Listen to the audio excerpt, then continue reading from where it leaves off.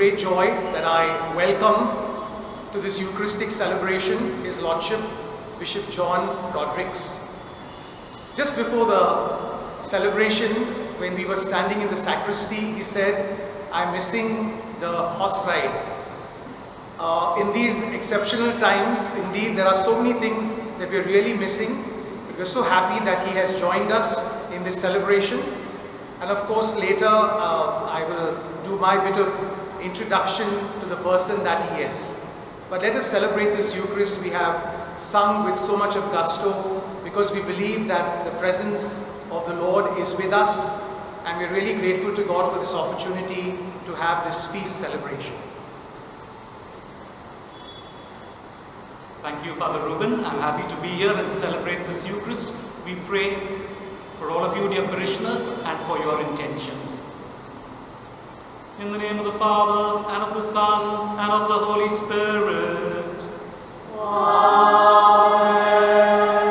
The grace of our Lord Jesus Christ, and the love of God, and the communion of the Holy Spirit be with you all. And with your spirit. We celebrate the feast of Our Lady of Mount Carmel in these unusual circumstances. We honor our Blessed Mother, and we look to her as the model of Christian living. Mount Carmel was the place where the people of Israel, prompted by Prophet Elijah, renewed their commitment to the Lord. Mount Carmel is also the place where Christian hermits and the Carmelites experienced God. As we celebrate this feast, may we also encounter the Lord more deeply and seek to live our lives as Christians. Brothers and sisters, let us acknowledge our sins and so prepare ourselves to celebrate the sacred mysteries. I confess to Almighty God and to you, my brothers and sisters, that I have greatly sinned in my thoughts and in my words, in what I have done and in what I have failed to do, through my fault, through my most grievous fault. Therefore I ask Blessed Mary, ever Virgin, all the angels and saints, and you, my brothers and sisters, to pray for me to the Lord our God. May Almighty God have mercy on us, forgive us our sins, and bring us to everlasting life. Amen. Lord, have mercy. Lord, have mercy. Christ, have mercy. Christ, have mercy. Lord, have mercy. Lord, have mercy. Let us praise the Father, Son, and Spirit in the words of the Gloria.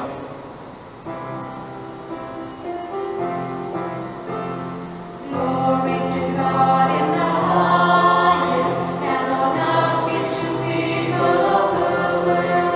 We praise you, we bless you, we adore you. We glorify you, we give you thanks for your great glory. Lord God, heavenly King, O God Almighty Father, Lord Jesus Christ, only begotten Son, Lord God, Lamb of God, Son of the Father, you take away the sins of the world, have mercy on us. You take away the sins of the world, receive our prayer. You are seated at the right hand of the Father, have mercy on us. For you alone are the Holy One, you alone are whole, you alone are the Most High, Jesus Christ, with the Holy Spirit, in the glory of God the Father. Amen, amen, amen.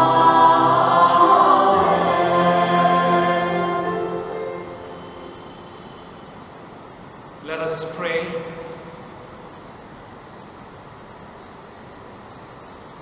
May the venerable intercession of the glorious Virgin Mary come to our aid, we pray, O Lord, so that fortified by her protection, we may reach the mountain which is Christ, who lives and reigns with you in the unity of the Holy Spirit, one God, forever and ever. Amen.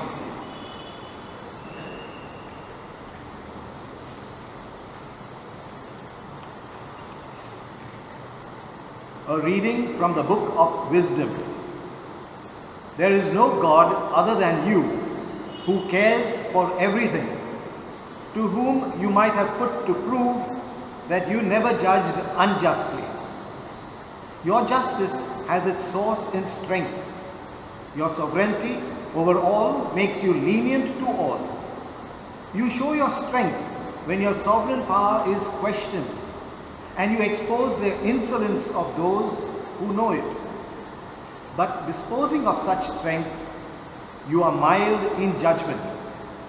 You govern us with great lenience, for you have only to will, and your power is there. By acting thus, you have taught us a lesson to your people, how the virtuous man must be kind to his fellow men. And you have given your sons the good hope that after sin you will grant repentance. The word of the Lord. Thanks be to God.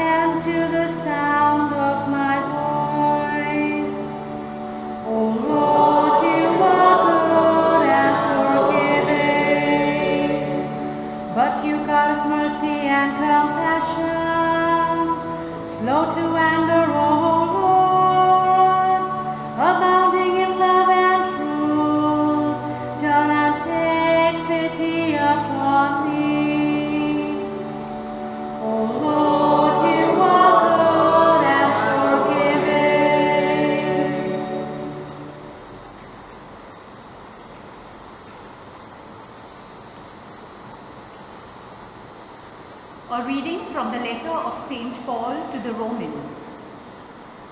The Spirit comes to help us in our weakness. For when we cannot choose words in order to pray properly, the Spirit Himself expresses our plea in a way that could never be put into words. And God, who knows everything in our hearts, knows perfectly well what He means, and that the pleas of the saints expressed by the Spirit are according to the mind of God. The word of the Lord. Thanks be to God.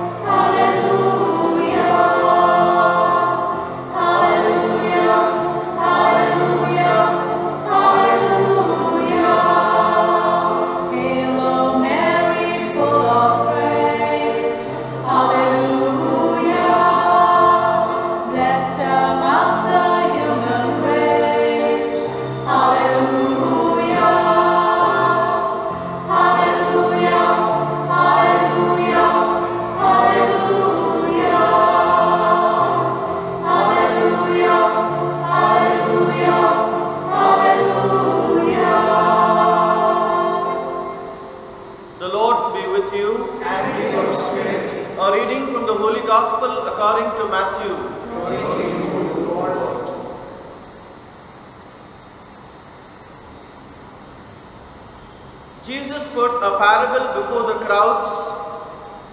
The kingdom of heaven may be compared to a man who sowed good seed in his field. while everybody was asleep, his enemy came, sowed darnel all among the wheat, and made off. When the new wheat sprouted and ripened, the darnel appeared as well. The owner's servants went to him and said, "Sir, was it not good seed that you sowed in your field? If so, where does the darnel come from?" "Some enemy has done this," he answered. And the servant said, "Do you want us to go and weed it out?" But he said, "No, because when you weed out the darnel, you might pull up the wheat with it. Let them both grow till the harvest, and at harvest time I shall say to the reapers, first collect the darnel and tie it in bundles to be burnt, then gather the wheat into my barn." He put another parable before them. "The kingdom of heaven is like a mustard seed, which when a man took and sowed in his field. It is the smallest of all the seeds, but when it has grown, it is the biggest shrub of all, and becomes a tree, so that the birds of the air come and shelter in its branches." He told them another parable. "The kingdom of heaven is like a yeast a woman took and mixed in with 3 measures of flour till it was leavened all through." In all this, Jesus spoke to the crowds in parables. Indeed, he would never speak to them except in parables. This was to fulfill the prophecy, "I will speak to you in parables and expound things hidden since the foundation of the world." Then leaving the crowds, he went to the house, and his disciples came to him and said, "Explain the parable about the darnel in the field to us." He said in reply, "The sower of the good seed is the Son of Man. The field is the world. The good seed is the subjects of the kingdom, the darnel, the subjects of the evil one, the enemy who sowed them, the devil. The harvest is the end of the world. The reapers are the angels. Well then, just as the darnel is gathered up and burned in the fire, so it will be at the end of time. The Son of Man will send his angels, and they will gather out of his kingdom all things that provoke offenses and all who do evil, and throws them into the blazing furnace, where there will be weeping and grinding of teeth. Then the virtuous will shine like the sun in the kingdom of their Father. Listen, anyone who has ears."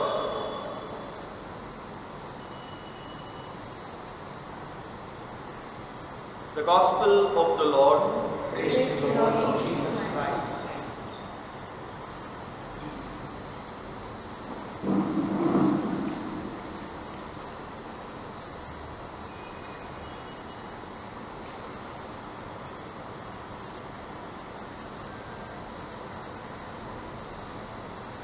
We know from our experience that what we see from the exterior is very often not what is inside.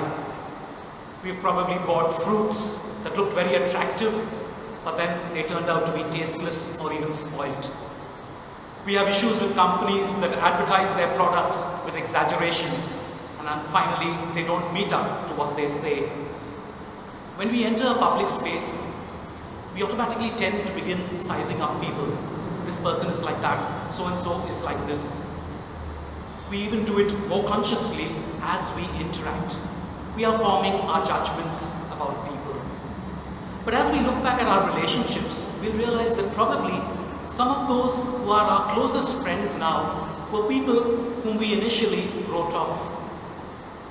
We reflect today on our decisions and on our calling to be Christ-like. And Mary is a model for all of us. Mary teaches us two lessons. Firstly, a Christian is one who trusts that God's judgments are wise. We don't see the entire picture. We do not fathom God's plan, but we trust that God's judgments are wise, that His plan is for the good of every human being. The parable of the wheat and the darnel, or the wheat, that we just heard from the Gospel of Matthew chapter 13, illustrates this. Both the wheat and the weeds were very similar, and therefore the owner very wisely judges, don't remove it immediately. The workers were very keen and rashly wanted to take off the weeds immediately. He says, no, wait till harvest time. We will be able to discern, because the darnel grew only to a certain height, but the wheat grew much taller.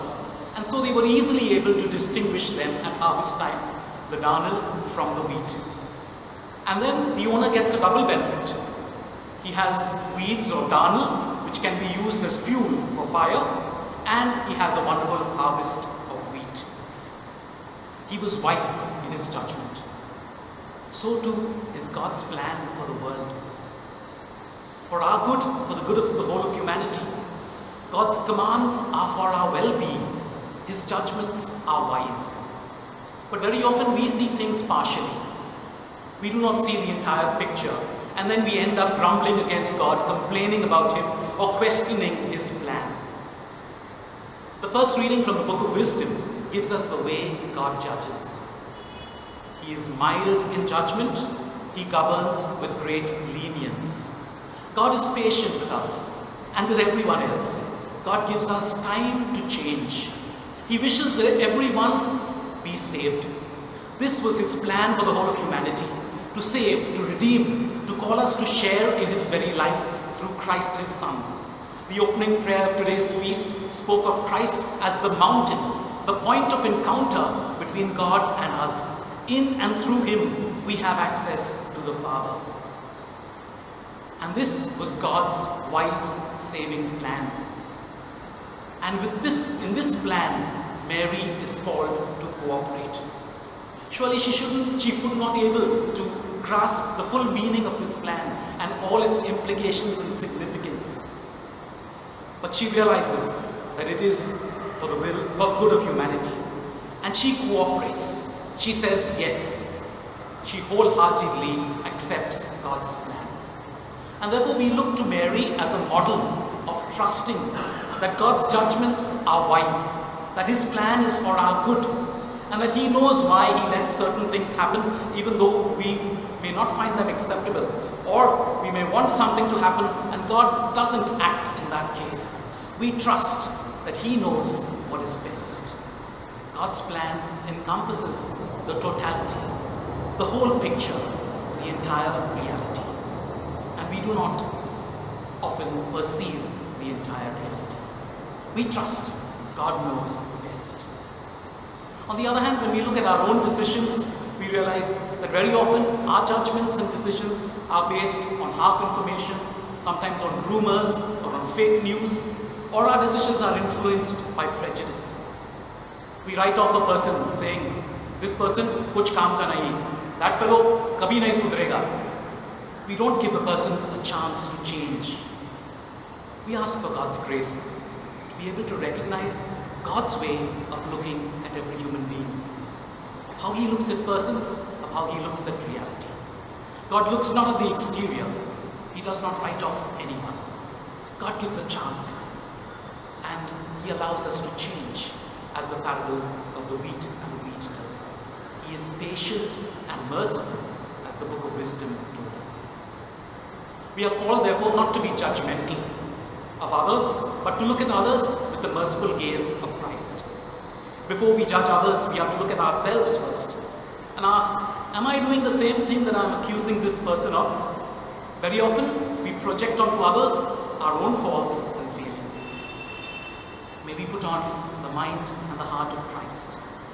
We ask Mary to pray for us, to help us to trust that God is Judge and Savior, that He is wise and merciful. A second principle for Christian living that Mary teaches us is that God is bringing about a transformation in our lives, in our situation around. God is at work, and the results are phenomenal. The two parables that just follow after the wheat and the darnel are about the mustard seed and the yeast. And they tell us about the kingdom of God. Like the mustard seed, the kingdom of God begins in a small way. Christ has very few followers, few who put their trust in him. But the good news spreads, and it touches the hearts of all. The church is entrusted with this responsibility, and down the ages the church has faced numerous challenges, difficulties, even scandals. But if there is that constant desire in the church and among all the faithful to be faithful to God, to listen to his promptings, then the church will be effective in its mission. We are not to lose hope. God is at work in us.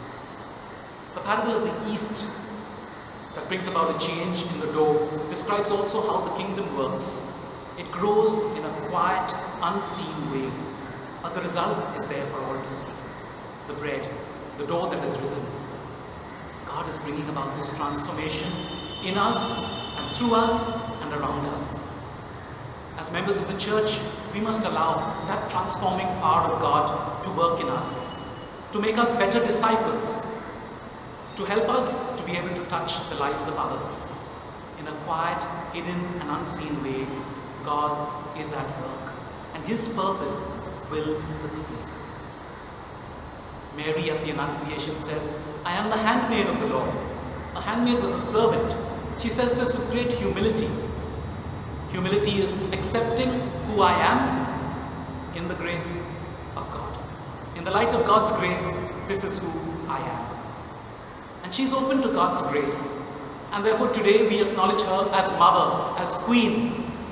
All generations will call her blessed. The humble handmaid is exalted by God's grace. God was at work in her. Sometimes we wonder, these small acts of kindness, of standing up for values, does it really make a difference in society? Yes, it does. For that one person to whom we reach out to, or our action, our standing up for values, will strengthen the moral fabric of society. Jesus reminds his disciples that the kingdom of God is being built up by their actions. It is growing in their hearts, in their attitudes, in their choices, in their witness. Truly, the kingdom of God is bringing about a transformation in society. God is at work, and we collaborate with him. The gospel passage ended with the words, "The virtuous will shine like the sun in the kingdom of their Father." As disciples of Jesus, we are to be light. We are to shine, to be radiant, because God is at work in us. In the 13th century, the Carmelites who were living on Mount Carmel were attacked and they had to flee to Europe. And it was there in Europe that Our Lady appeared to Simon Stock, the Superior General of the congregation. And it is from that apparition that we have the practice of wearing the scapular, as a sign of seeking Mary's intercession. It is not a magical charm, but rather an acknowledgement that Mary is for us a model disciple, showing us how we are to live our Christian lives. In this time of the pandemic, Mary's message is very clear. Trust that God's judgments are wise. That even though we don't fully see his plan in this entire pandemic, God is at work. I'm sure, my dear friends, you have encountered people during this time who were in pain, in suffering, or grieving. You had no answers probably for them, but you assured them of your prayers. Maybe you prayed with them, or over the phone, you prayed for them. Our second reading, the letter to the Romans, tells us that the Spirit helps us in our weakness to express what is in our hearts. And the reading goes on to say, God knows everything that is in our hearts. Mary teaches us to trust that God knows best. Mary also teaches us to trust that God is transforming us. He is at work. And to believe that he can transform the most absurd situation into something meaningful. Mary stands at the foot of the cross with her son. A shameful event is transformed into a saving deed. What appeared to be a defeat becomes a victory through the transforming power of God. And that victory is what we celebrate at every Eucharist, thanking God for His Son Jesus, the mountain in whom we encounter God. I invite you, my dear friends, my dear parishioners, to thank God for the times when you were able to trust in His transforming power. That through the guidance of Mary, you learned to rely completely on the Lord. I invite you to share these experiences with others and to strengthen them in their faith, particularly in this time of pandemic. We believe God is at work and His purpose will succeed. May Our Lady of Mount Carmel intercede for us.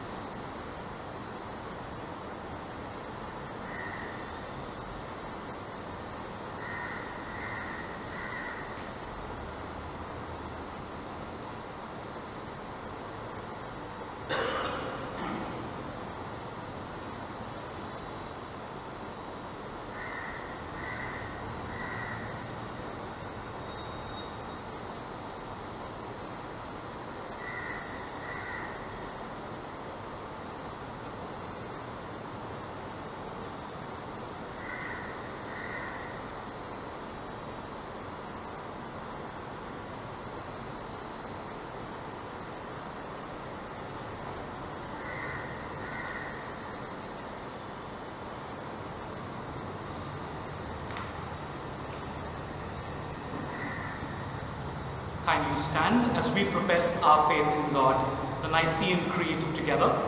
I believe in one God, the Father Almighty, maker of heaven and earth, of all things visible and invisible. I believe in one Lord, Jesus Christ, the only begotten Son of God, born of the Father before all ages, God from God, light from light, true God from true God, begotten and not made, consubstantial with the Father. Through Him all things were made, for us men and for our salvation. He came down from heaven, and by the Holy Spirit was incarnate of the Virgin Mary and became man. For our sake He was crucified under Pontius Pilate. He suffered death and was buried, and rose again on the third day in accordance with the Scriptures. He ascended into heaven and is seated at the right hand of the Father. He will come again in glory to judge the living and the dead, and His kingdom will have no end. I believe in the Holy Spirit, the Lord, the giver of life, who proceeds from the Father and the Son, who with the Father and the Son is adored and glorified, who has spoken through the prophets. I believe in one holy, Catholic, and Apostolic Church. I confess one baptism for the forgiveness of sins, and I look forward to the resurrection of the dead and the life of the world to come. Amen. Prayer of the faithful. As we thank God for the gift of Mary, our patroness, and a model for Christian living, we offer our petitions to Him so that we may be like her in all that we do as disciples of her Son Jesus. Our response is, in your love, hear us, O Lord. Together. In your love, hear us, O Lord. May the leaders of the Church draw from the example of Mary as they guide us to God through the lives we lead and the faith we profess. We pray to the Lord. In your love, hear us, O Lord. May our political leaders focus more on the well-being of the unemployed, the abused, the migrants, the financially challenged, the abandoned, and the vulnerable. We pray to the Lord.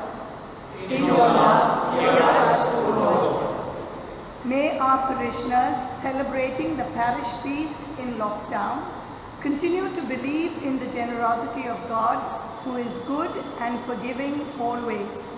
We pray to the Lord.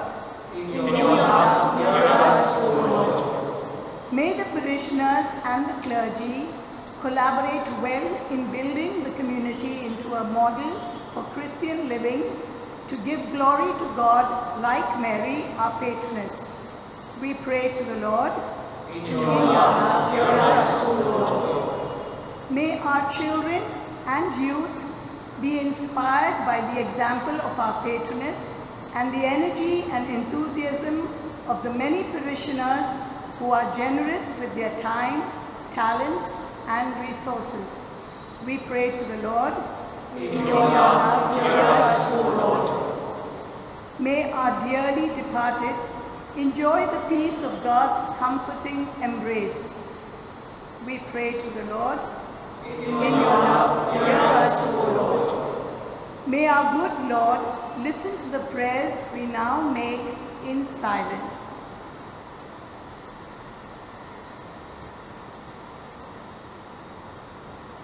We pray to the Lord.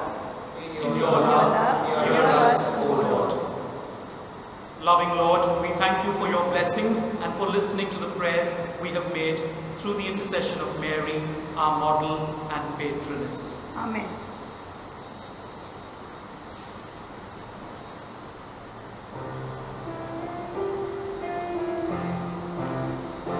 On this day of joy, on this day of hope, we come to you in love, O Lord. On this day of joy, on this day of hope, we come to you in love. With this bread and wine we bow to the Eucharistic feast. On this day of joy, on this day of hope, we come to you in love. On this day of joy, on this day of hope, we come to you in love. Pray, brothers and sisters, that my sacrifice and yours may be acceptable to God, the Almighty Father.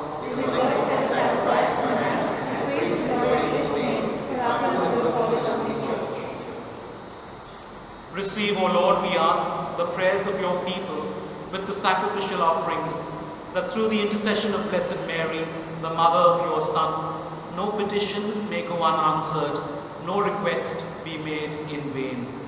Through Christ our Lord. Amen.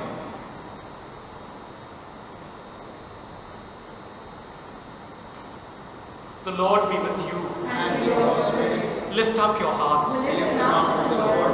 Let us give thanks to the Lord our God. It is right and just. It is truly right and just, our duty and our salvation, always and everywhere to give you thanks, Lord, Holy Father, Almighty and eternal God, and to praise, bless and glorify your name on the feast day of the Blessed Ever Virgin Mary.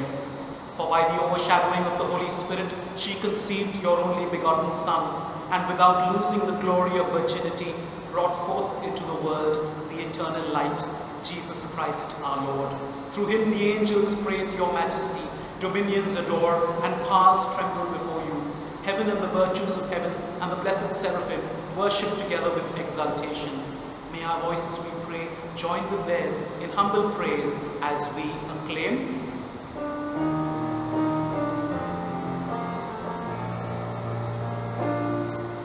Holy, holy, holy, Lord God of hosts, heaven and earth are full of your glory. Hosanna in the highest. Hosanna in the highest. Blessed is he who comes in the name of the Lord. Hosanna in the highest.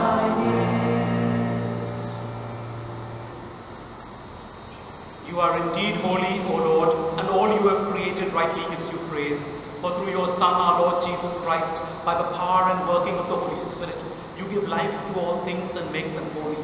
And you never cease to gather a people to yourself, so that from the rising of the sun to its setting, a pure sacrifice may be offered to your name. Therefore, O Lord, we humbly implore you, by the same Spirit, graciously make holy these gifts we have brought to you for consecration, that they may become the body and blood of your Son, our Lord Jesus Christ, at whose command we celebrate these mysteries. For on the night he was betrayed, he himself took bread, And giving you thanks, he said the blessing, broke the bread, and gave it to his disciples, saying, "Take this, all of you, and eat of it, for this is my body, which will be given up for you."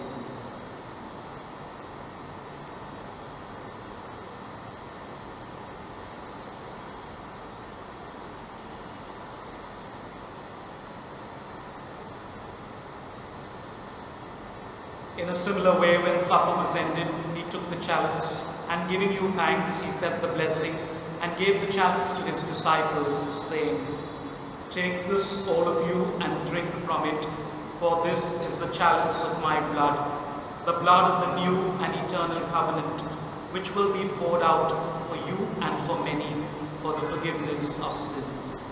Do this in memory of me."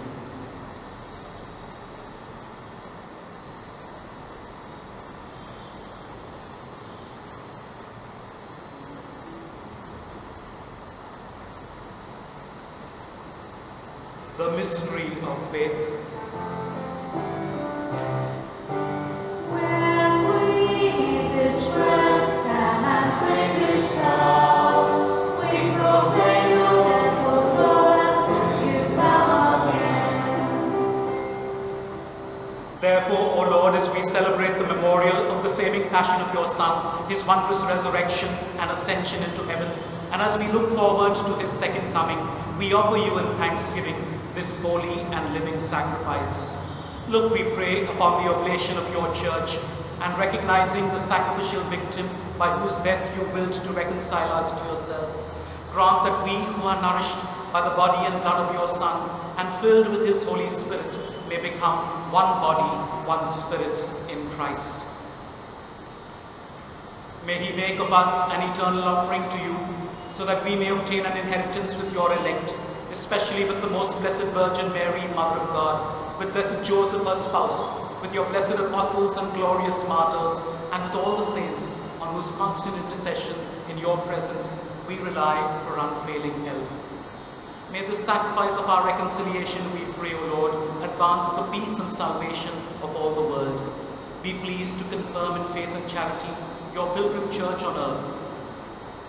With your servant Francis, our Pope, and Oswald, our Bishop, the order of bishops, all the clergy, and the entire people you have gained for your own. Listen graciously to the prayers of this family whom you have summoned before you. In your compassion, O merciful Father, gather to yourself all your children scattered throughout the world. To our departed brothers and sisters, and to all who are pleasing to you at their passing from this life, give kind admittance to your kingdom, where we hope to enjoy forever the fullness of your glory, through Christ our Lord, through whom you bestow on the world all that is good.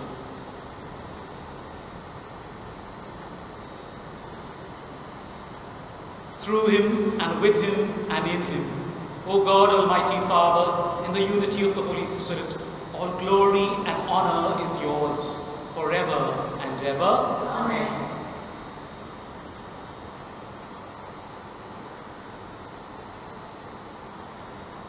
At the Saviour's command and formed by divine teaching, we dare to say, Our Father, who art in heaven, hallowed be thy name. Thy kingdom come, thy will be done, on earth as it is in heaven.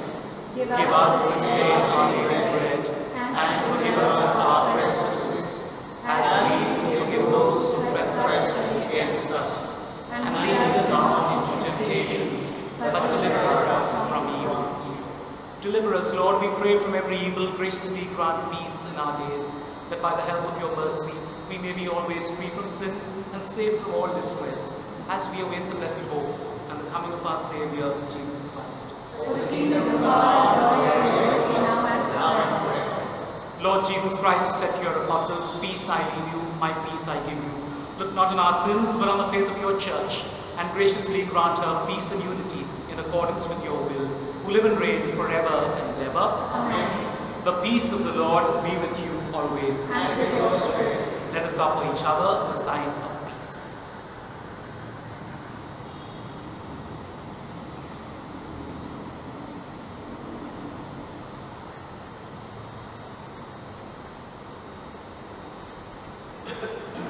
Lamb of God, you take away the sins of the world, have mercy on us.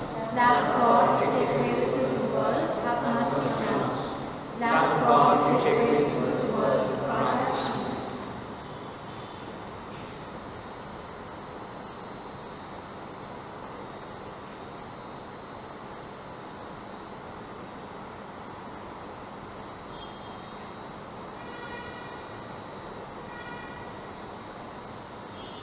Behold the Lamb of God.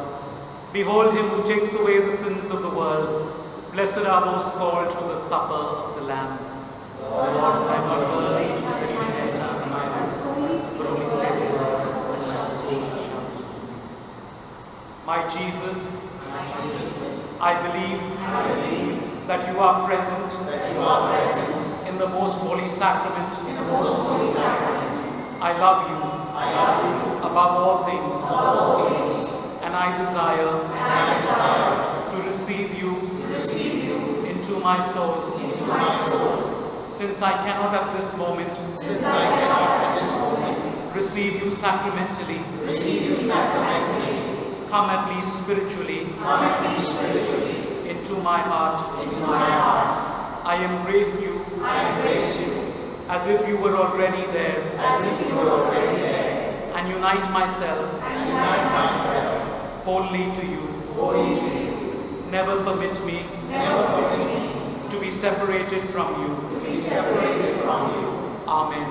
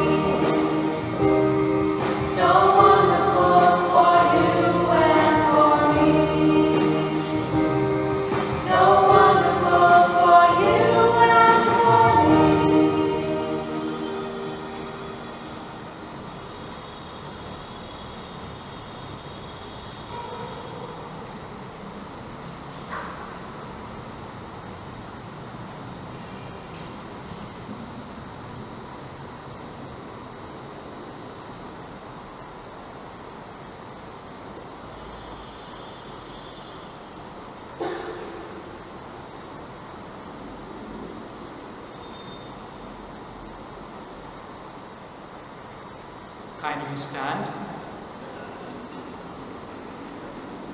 As we receive this heavenly sacrament, we beseech, O Lord, your mercy, that we who rejoice in commemorating the Blessed Virgin Mary may, by imitating her, serve worthily the mystery of our redemption. Through Christ our Lord. Amen.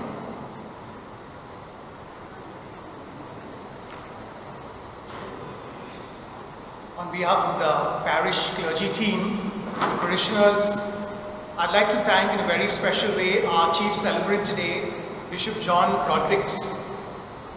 Most of you know him. He's a thorough Bandra boy from the parish of St. Peter's. He was ordained in April 1998, and after a stint as the secretary of Cardinal Ivan Dias, he moved to Rome to complete his licentiate in systematic theology in Rome. He returned to take up responsibilities as a professor in the seminary at Goregaon, was also a moderator, a dean of studies, and the rector of the seminary. In May 2013, he was appointed the auxiliary bishop of the Archdiocese of Bombay. He presently resides at the Mount Mary's Basilica as rector. And indeed today, through his message, he really inspired us, just as Mary, to be models of Christian living, especially in this time where we are so insecure about whatever is going on. Thank you, Bishop John, for having shared this time with us. A very happy feast to all the parishioners and all those who have been watching, participating in the celebrations of the Eucharist over the YouTube streaming. I want to thank all those involved in different ways, especially during the 9 days of the novena. The confraternity for having come and decorating the image of Our Lady of Mount Carmel, the cantors, the lectors, all those involved in beautifying the sanctuary, cleaning it and keeping it ready for us for the celebration of the Eucharist. For all those who helped in the rosaries, in Marathi, in Konkani and in English. And then of course our preachers. We had deacons Clifton Mendonça, Kelvin Santis, Joseph David and Father Anil Kiran Fernandez, SVD, who during these past 9 days have been giving us inspiring homilies in these various languages. I want to thank the parish clergy team in a very special way for the celebration of the Eucharist during these 9 days, as well as all these days during the lockdown, and as we don't really know when we are going to see each other, this will continue for a while. I'm sure, dear brothers and sisters, you are missing a lot, just as we have been missing the wonderful aroma of the foodstuffs that were being prepared in the community food stalls. Someone reminded me whether I was going to play an online housey as well. Well, all that we keep in store for bigger and greater celebrations when we see each other once again. And I know that all of us are praying. We pray every day as a parish team, and I'm sure in your own homes you are making your own personal prayer, as well as when you participate in the Eucharist, you are also adding this intention that this pandemic will say a goodbye to us. There will be the discovery of a good vaccine in time, and once again people will be able to keep up to the work that they have been doing. But I must say this, we really miss you, and on this occasion of the feast, I want to thank all those who during these past few days, weeks have been strengthening us with your phone calls, with your messages. We also want to thank those who have been sending their contributions through the NEFT for the Sunday collections, Community Welfare Fund, also for the COVID relief. Just to keep you updated, today we completed the third installment of the celebration of the distribution of the groceries for the people, and all this has been possible because of the contributions that have come from all of you. There is also a box kept outside the parish office. So whenever you'd like to take a walk with all your possible precautionary measures taken, you can come and drop the envelope with your details on the envelope, and these of course will go to help in a big way with the expenses of the parish as well as the help that we are rendering. As announced earlier, from tomorrow we will be celebrating the Mannsmind and First Death Anniversary Masses of all those who had passed away before the lockdown. Once these are completed, we will begin offering the Mannsmind Masses of all those who passed away during the lockdown. Once we complete the backlog of all Masses, we will inform you about how we will go ahead with the offering of Masses for the future. Once again, a very happy feast, and may Our Lady of Mount Carmel continue to intercede for all of us. God bless you.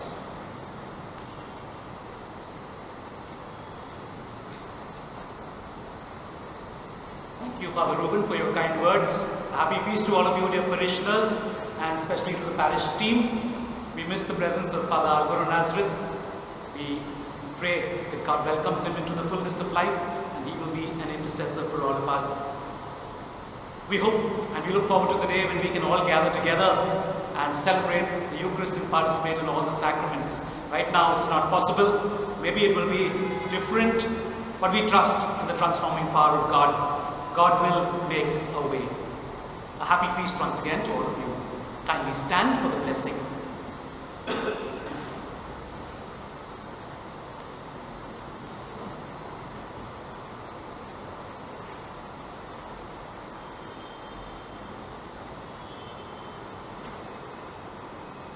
The Lord be with you.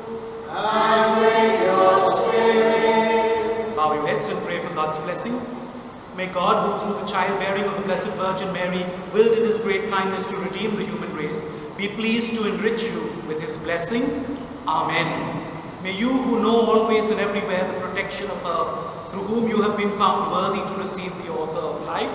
Amen. May you, who have devoutly gathered on this day, carry away with you the gifts of spiritual joys and heavenly rewards. Amen. And may Almighty God bless you, the Father, the Son, and the Holy Spirit.